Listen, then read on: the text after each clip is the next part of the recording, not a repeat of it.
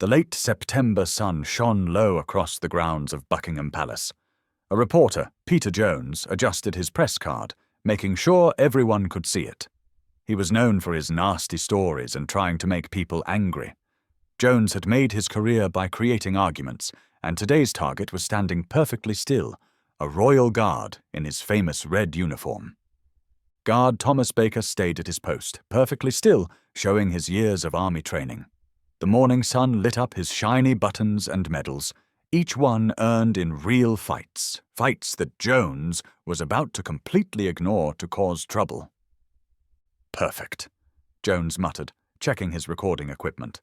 His scruffy designer suit and loose tie, meant to suggest he worked long hours finding things out, were all part of the act he'd perfected over years of surprise journalism.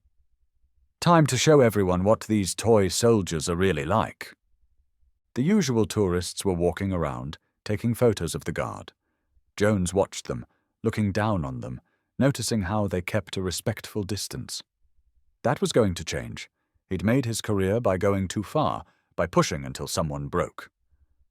"Excuse me," he said, pushing past a family trying to take a picture. His voice had that tone of pretended importance that suggested everyone else was in his way. "Official press. I need this space." He stood right in front of Baker, close enough to be rude, but not close enough to make the guard react straight away. A couple of British tourists looked worried, seeing something dangerous in Jones's behavior. The husband held his wife's hand, and they both stepped back as Jones started. "Look at this show of old-fashioned power," Jones said loudly, his American accent clear against the quiet respect usually around the guard's post. "Standing here like a museum piece while the world moves on."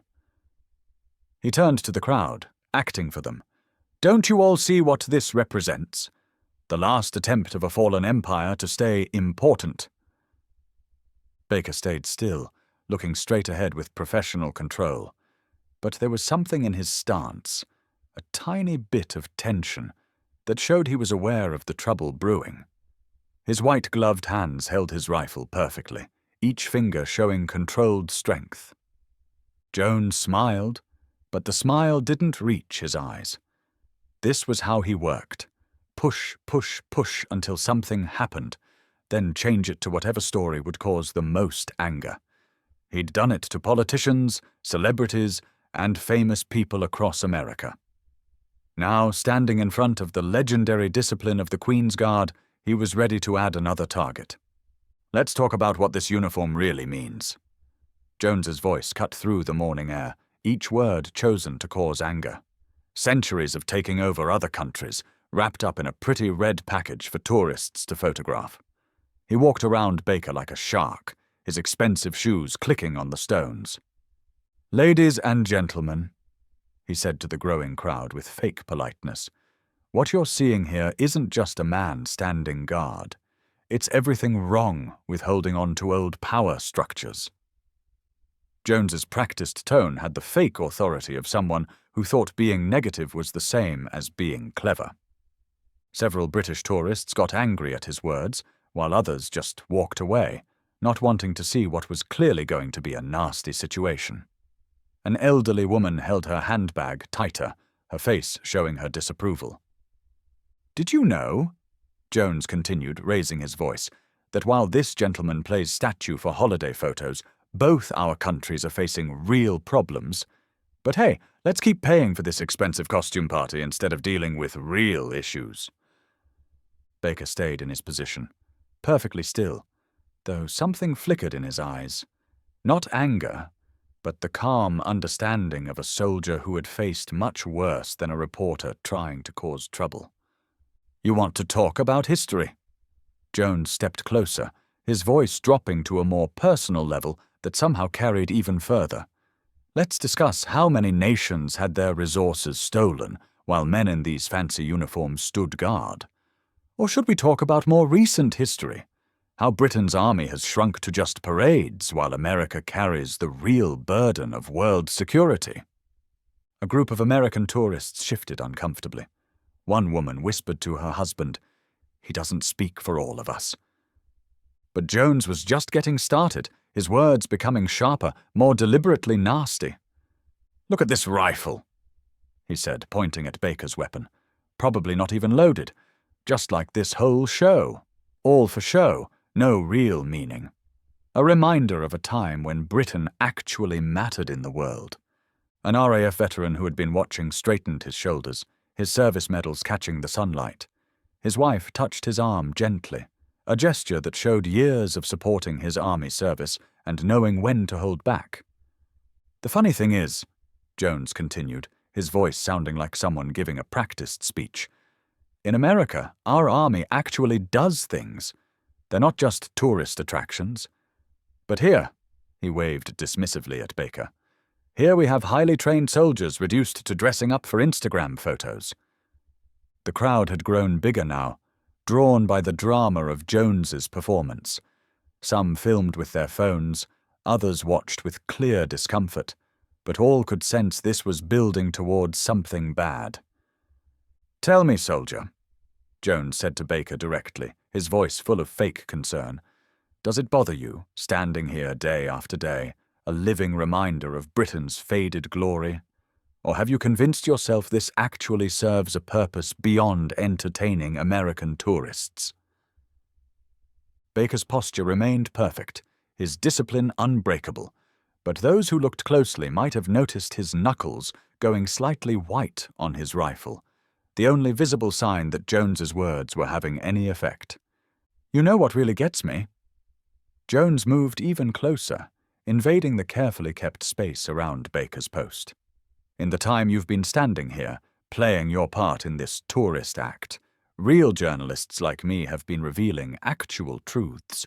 While you guard empty traditions, we guard democracy." A school group of British children hurried past, their teacher guiding them away from Jones's increasingly aggressive behavior.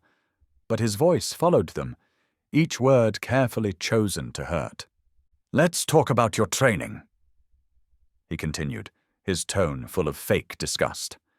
"How much time do you spend practicing standing still versus actual army skills? Or is that all Britain's armed forces are good for these days? Parades and changing of the guard?"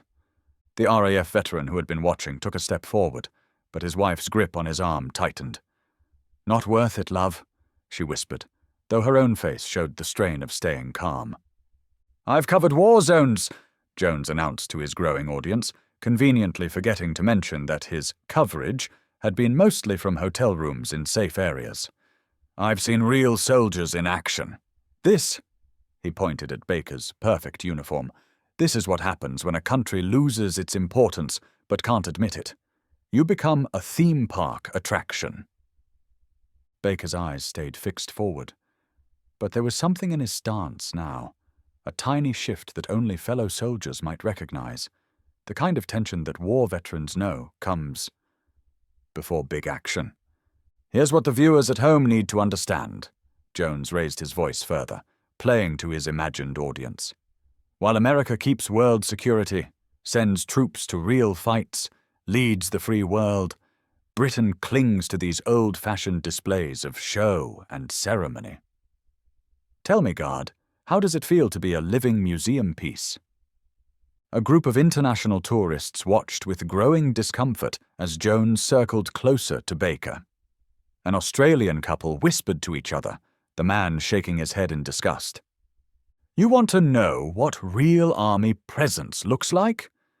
Jones's voice took on an edge of challenge. "It's not standing here in a bearskin hat while tourists take selfies. It's not marching in perfectly timed ceremonies while the world moves on. And it's certainly not keeping up this act of great power when everyone knows Britain's best days are long gone." He paused right in front of Baker, close enough that his breath disturbed the medals on the guard's chest. "But you can't respond, can you? Can't defend yourself or your old-fashioned group?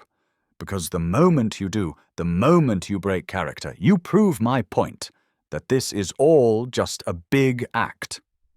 A young British soldier in normal clothes had joined the crowd, his army background clear despite his casual clothes. His hands clenched at his sides as Jones continued his rant. "Let's do a little experiment in journalism," Jones announced, his voice having the fake authority of someone who thought aggression was the same as finding the truth. Let's see what it takes to get past this carefully built act. Because that's what real journalism does. It reveals the truth behind the show. He showed his press card again, holding it up like a shield. Peter Jones, American Press. And I'm here to show the world that behind all this ceremony, these guards are just men clinging to old traditions. Men who've chosen to be living props in Britain's desperate attempt to stay important. Time to drop the act. Jones's voice hardened as he stood directly in Baker's line of sight. Let's see what's really under all this ceremonial dress-up. His hand moved towards Baker's chest, fingers reaching towards one of his metal ribbons. These are probably as fake as this whole display. A low sound of shock went through the crowd as Jones's fingers touched the medals decorations that those with army knowledge would recognize as war awards from Afghanistan. The young British soldier in normal clothes took a half step forward, his face tight with barely controlled anger. "Look at these!" Jones sneered, his voice carrying across the now silent courtyard. "Prizes for standing still? Or maybe souvenirs from those famous British Army retreats?" He leaned in closer, his words becoming more personal, more hurtful. "Tell me, soldier, when was the last time Britain's army did anything without hiding behind American forces?"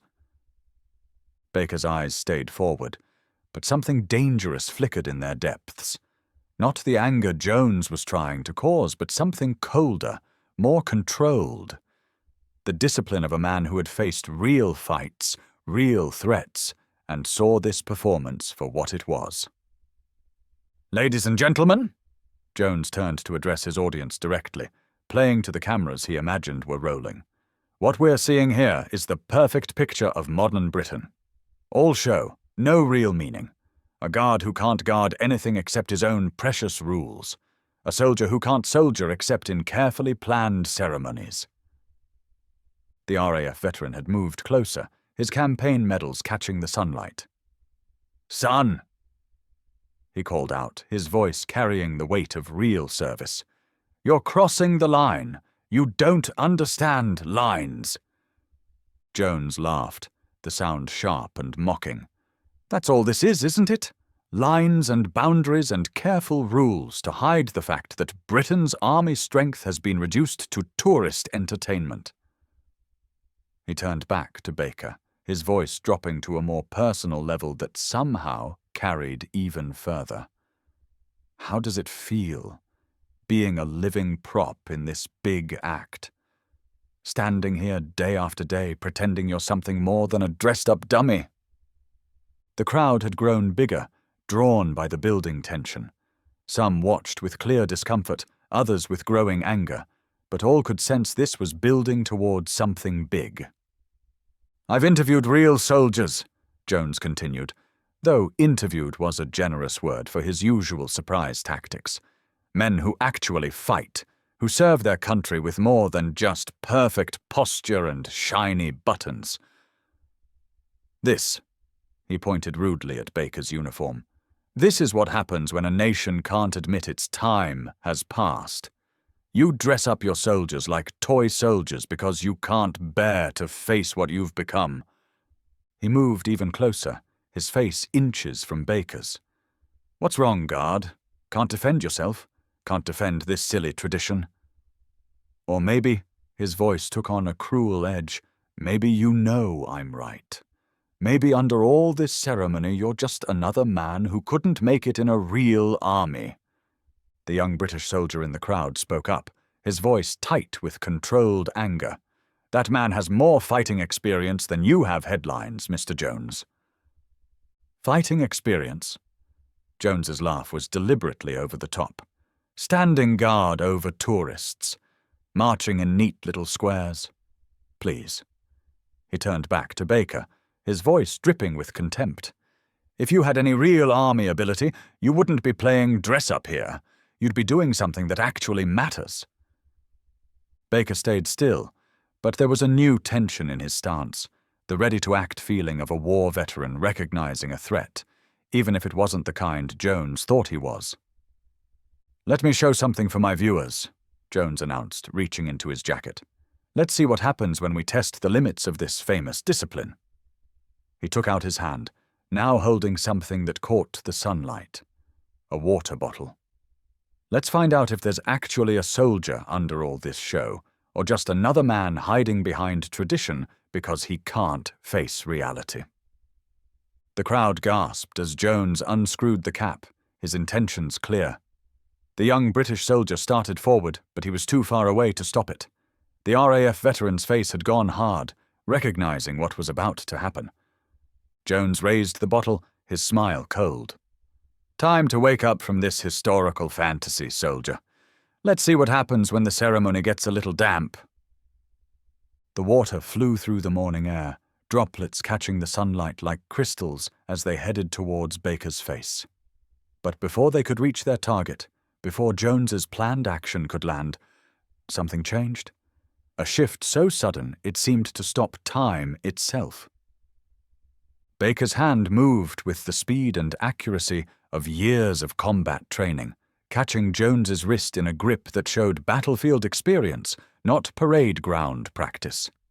The water bottle fell to the ground, forgotten, as Jones found himself locked in a hold that no amount of press cards could break.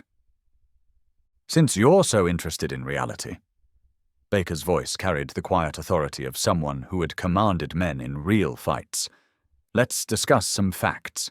His grip stayed firm, not cruel, but completely unmovable. "But first, you'll stand to attention while I explain exactly what you've got wrong." Jones's attempt to pull away was met with the unmovable force of army discipline. "You can't," he started, but Baker's voice cut through his protest. "Can't what?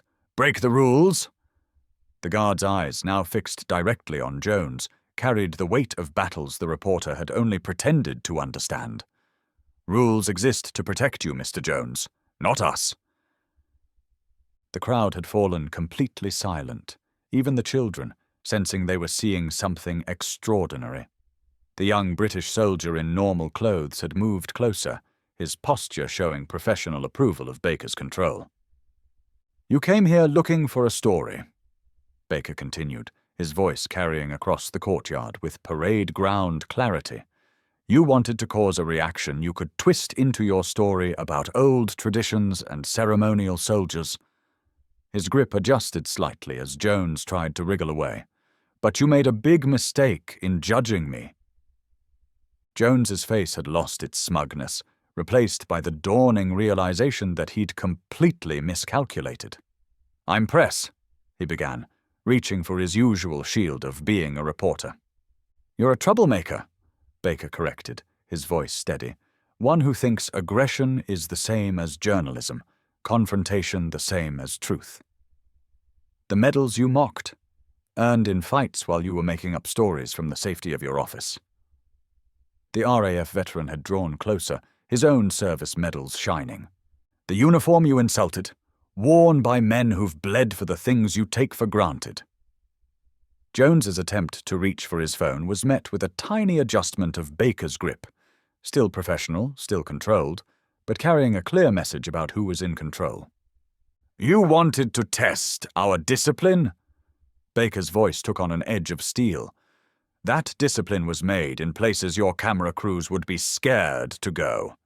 While you were making clickbait, we were making peace. While you were causing reactions for ratings, we were protecting the very freedoms that allow you to stand here and show your ignorance." The morning sun had reached its full strength now, leaving no shadows for Jones to hide in. His designer suit, so carefully chosen for his troublemaking, suddenly seemed flimsy against the weight of Baker's war-earned authority. "But here's what you really don't get," Baker continued, his voice carrying the weight of every soldier who had ever stood at this post. "We don't stand guard for the ceremony. We stand guard for what it represents. Duty, honor, sacrifice, things that can't be captured in your sound bites or twisted for your headlines." With precise movements, Baker adjusted his grip, turning Jones to face the crowd he'd been performing for. "Look at them. Really look. These aren't just tourists to be used for your story. They're the people we protect, the reason we serve, the purpose behind every tradition you mock."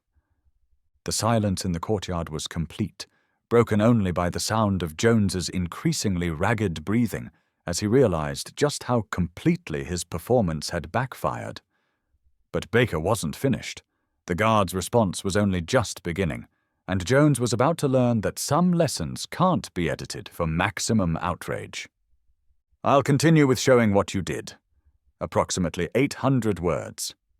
Let's look at your career, Mr. Jones." Baker's voice stayed calm, his grip unwavering. "August 2023. You surprised a grieving army widow, twisted her words about pension money into an attack on support for veterans. They had to move her family after your story led to harassment." Jones's face lost its color. "How did you—" "December 2023. Baker continued, each word precise as rifle fire. "You made up quotes from a homeless veteran, painted him as a cheat.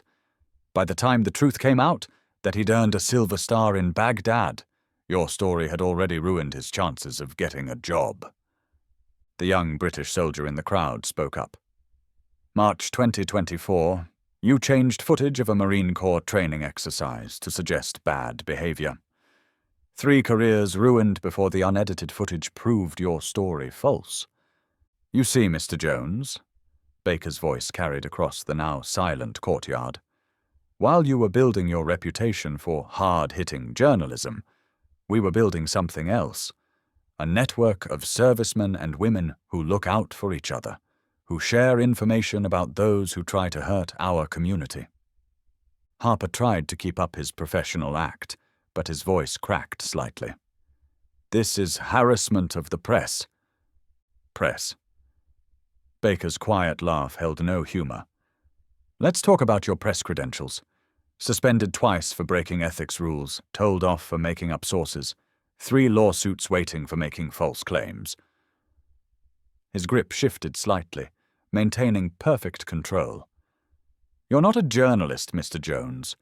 You're a troublemaker who hides behind a press card while attacking those who actually serve." The RAF veteran moved closer, his voice carrying decades of authority. "You wanted trouble? Let's discuss the story you hid last year, about British and American forces doing joint anti-terrorism operations. Didn't fit your story about ceremonial soldiers, did it? Or perhaps," Baker continued, "we should look at your careful editing of military family interviews. How many grieving mothers have you misquoted? How many veteran stories have you twisted to help your agenda?" Jones's professional act was crumbling now, each revelation hitting with perfect accuracy.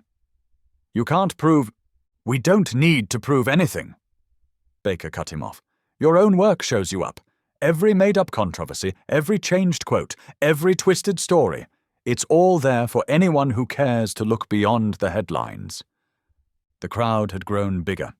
Phones lowered as people realized they were seeing something more important than a viral moment. This wasn't just a guard breaking rules. This was truth cutting through acting. "The uniform you mocked," Baker's voice took on a new edge. "The last time I wore it in a fight was 3 months ago, in operations you'll never hear about, protecting things you use for clicks. These medals you dismissed? Each one represents brothers lost, battles fought, sacrifices made while you sat in air-conditioned offices making up outrage." Jones had stopped struggling, his planned aggression replaced by the dawning realization that he'd badly underestimated his target. "I have rights."